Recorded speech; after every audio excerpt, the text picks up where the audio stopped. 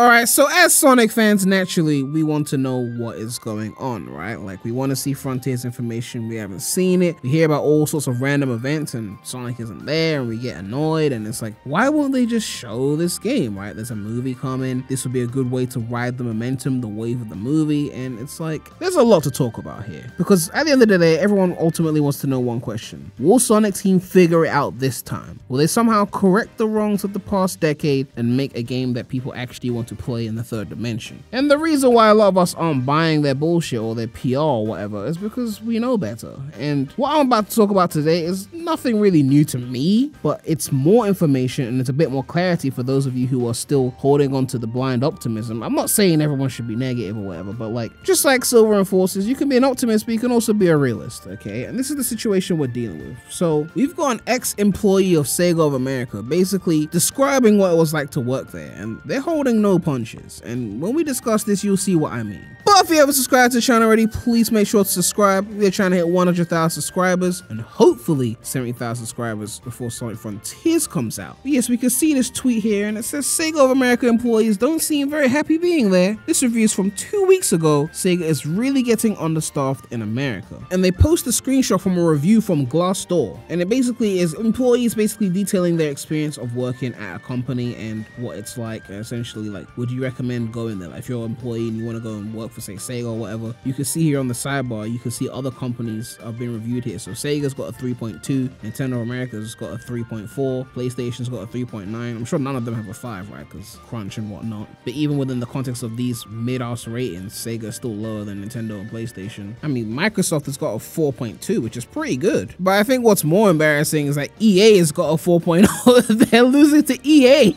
Like, Sega's losing, Nintendo losing to EA of all companies, like EA. I mean, I guess those microtransactions, they do pay. Maybe the employees are getting benefits from that. Like, those microtransactions are making them serious money. All that shady stuff that EA do to consumers, I guess they're taking that money and they're giving the employees some benefits. I don't know. I mean, I guess someone's winning, right? If it's not us. But anyway, back to SEGA. This recent review is from a former employee for more than 5 years, and it says, pros, free games. Pros, you will work with passionate people. But cons, I have marked my review as having a negative opinion of the CEO, but Glassdoor keeps switching it neutral. I do not approve of the CEO and have a negative view on their performance. Very under-equipped despite being a tech company. Majority of employees are working with outdated hardware, which leads to stress while doing basic tasks. Also very understaffed despite releasing more games on average a year than before. Each department is understaffed. The workload is overwhelming and daunting the majority of the year. Due to the rate of previous employees leaving and new employees coming in, a lot of confusion with processes. Company does nothing to try and keep employees who are leaving, instead using the excuse that other companies are too competitive. Excuse? That does sound like SEGA. The type of company that will boast about profits and sales numbers, but suddenly no funds available for more or better benefits or raises. Bonus was recently capped to a percentage of salary when before was based on company performance. Employee appreciation is only shown through bonus payments at the end of the fiscal year. However, employees must earn the full bonus by completing yearly goals that are not about personal work goals, but goals that will specifically help the company make profits. However, due to how bogged down with work people become, goals are typically last priority and many don't get completed. Actual employee earnings are low, but company will tout employees' total compensation. This total includes things from 401k, paid time off and sick days, but also free games, local discounts, travel expenses, majority of company do not use this, and gym access that's provided for free by the office building owners as all part of the compensation provided to employees. Quality assurance gets paid minimum wage and keeps them contracted instead of as full-time employees in order to not give benefits. Nepotism is very high in this company, with friends of upper management getting high positions without being vetted or interviewed by the people who have to work with them, causing discomfort and lack of trust. SEGA of North America, despite doing a large portion of the work globally for EU as well as Japan, gets no say in most things and has to ask for permission for anything and everything, essentially a puppet. If there are any problems and it gets brought up, either it's ignored or brushed under the table. Advice to management: please listen to the employees. Majority of the people who left are people who loved working there because they were working in a fun environment and got to work on games they cared for and were passionate about. But they all left when all of the above mentioned struggles became too much. So basically, passionate employees who feel like they're being forced to leave because the environment is just not right for them to be able to get their job done properly. Even if they're passionate about what they're working on, maybe if they're, I don't know, Sonic fans and they're working on a Sonic game, I mean, how much can you endure as a Sonic fan developer if the company is not taking care of you the way they're supposed to? Now, obviously, it's not all bad reviews, right? I mean, they had a, 3.2 out of 5, so I'm sure there's some better reviews here. I mean, they got one here that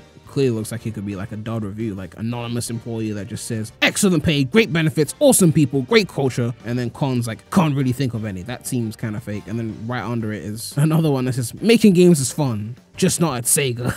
Like, listen, okay, none of this surprises me. Let's be real. Let's keep it a buck. We know that Sega is not exactly the best place to work, right? And of course, this is Sega of America, but like, they just said that they were doing a lot of the work for Sega Japan, and they were essentially puppets for them in the sense that Japan gets all the say and America do the work and don't really get much of a say. But we can assume that if Sega of America is being handled like this, there'll be no surprise to me if Sega Japan is being handled in a similar way. I mean, you have to remember, and this happened a while ago, but I talked about this. There is a record of people who worked on Sonic games that we liked and then ended up working at Nintendo. Like, look at this production manager for Sonic Unleashed who left and now is doing course design for Mario Kart 8. This person was the lead field artist on Unleashed and is now working on Super Mario Galaxy 2 and Zelda Breath of the Wild. We got people that were field artists on Sonic Unleashed who became producers of Xenoblade Chronicles X. Like, the proof is in the pudding. Employees that were working on Unleashed and Generations, you can see right here, leaving to go and work for Nintendo. So how are Sega gonna get Sonic right consistently? Because like Unleashed College Generations was the last time that Sonic was seen as good. I mean, I guess critics were not the biggest fan of Unleashed, to be fair, but I think fans were, or at least a lot of fans were happy with Unleashed and Colors and especially Generations. And then all of a sudden it just went to shit. And it's like, even if they had the right talented developers who knew how to make Sonic work, they scared them off with the way they treat them. And then they go and work for companies that treat them better. I mean, I've done some coding in my day. Like, I'm not like a serious coder or anything like that, but if I was gonna go work for a gaming company, I wouldn't work for the company that has the franchise I like the most. I would work for the company that treats me the best. And that's just me personally, right? If a company's giving me a lot better pay, I'd fucking develop an FPS if I have to. Like, I'm not gonna do Sonic just because I like Sonic and then they go and treat me like shit and it's like, well, but it's Sonic, so I'll stay. At the end of the day, even if they do get the right developers and they come together and they make a Sonic game that's well worth playing, will they stay for the next one? Or are those people gonna leave because they get sick of it and then they have to get a whole new bunch of developers in? I mean, look at who made Forces. The level design was done by like, what, 2 people or some shit? Like maybe 4 people, I don't know. And there weren't like experienced people with regards to Sonic. So people are just coming and going, cycling.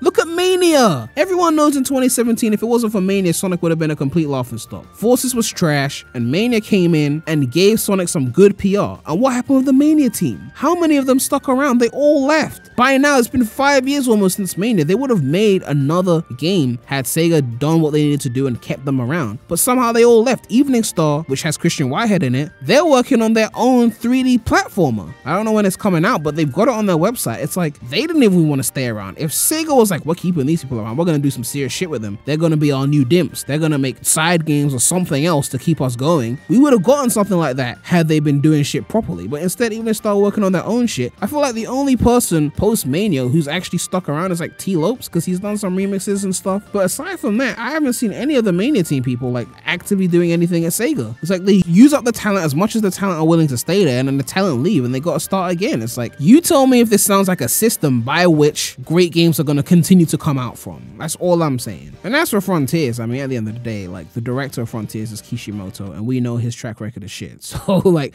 I'm like, when people say like, why am I not more optimistic about like the next game, it's because of the data. Essentially, it's not just an emotional thing. Yes, I'm burnt by 10 years, but it's more so the data. Kishimoto has worked on a lot of mid, and if the best thing he supposedly worked on here is Colors, maybe some people might say Black Knight is better, or I think Lost World was better than Colors personally, but if the supposedly best received thing he's done here is Colors, how is he going to make or direct an open world Sonic game with this data, with this track record? Maybe he pulls something out of his arse and does something amazing, but like, I'm sorry, I'm allowed to be skeptical with what this company is doing with their mismanagement. It's clear that Sonic has the potential to be great, but Sega don't know what to do with him. The best thing they did was let Paramount do some shit, because at least Paramount know what they're fucking doing. But honestly, when it comes to Sonic, I don't know, like, I feel like the solution for me is just to wait for like fan developers to make original IPs that basically copy the things I liked about 3D Sonic and just do it better, essentially. Like Spark the Electric Jester 2 and 3, I covered those on my non-Sonic channel and they look really fire. Spark 3 added rail grinding. I'm so hyped for Spark 3 when that comes out. I just played the demo of that. Spark 2's already out. Like, I need more projects like that to fully break away from Sonic, basically. And I feel like that's happening slowly. More people are getting into that. By the end of like this decade, I feel like there's going to be a lot more indie projects inspired by like the adventure era of Sonic, or even the Boost stuff if you like that. And you won't have to rely on SEGA to put out a good Sonic game, because there'll be other indie games and IPs that will basically bring that magic back. You know, like all the F-Zero clones we've gotten. Obviously people still want F-Zero to come back, but like at least you got some alternatives. You got like your Wipeout, you got your Fast RMX, you got some shit like that. Nothing will obviously be F-Zero X, but it's nice to know that people are putting out quality products inspired by the genre. But yeah, man, it's a sad situation, honestly. It's a very sad situation. They can't keep their talent. You know, a company is only as good as the people who are making the products, right? Only as good as the employees and the talent behind them. And if they can't keep that, they're gonna keep having duds. Doesn't mean that there'll never be another good 3D Sonic game again, but it does mean that even if they do get one, if those employees don't stick around, the people that we know made it good, and they go and work for another company like Nintendo, and all that talent is just going somewhere else, and then they have to essentially start again and get a whole new team of people to figure out how to make Sonic good again. And it's like, that's why they never seem to learn or improve. They just keep going in circles. But yeah, let me know what you guys think about this situation. It seems that working at SEGA of America is not a walk in the park, clearly. What do you think about this? Do you think that they'll somehow pull it together and Frontiers will be a masterpiece? Or are you like me and relying on original IPs to come out and just basically steal the Sonic formula and do it better? But yeah, make sure to like, comment, subscribe, hit that bell. Make sure to check out the non-Sonic channel. The link will be in the description. But that's all I have to say right now. So, Premy out.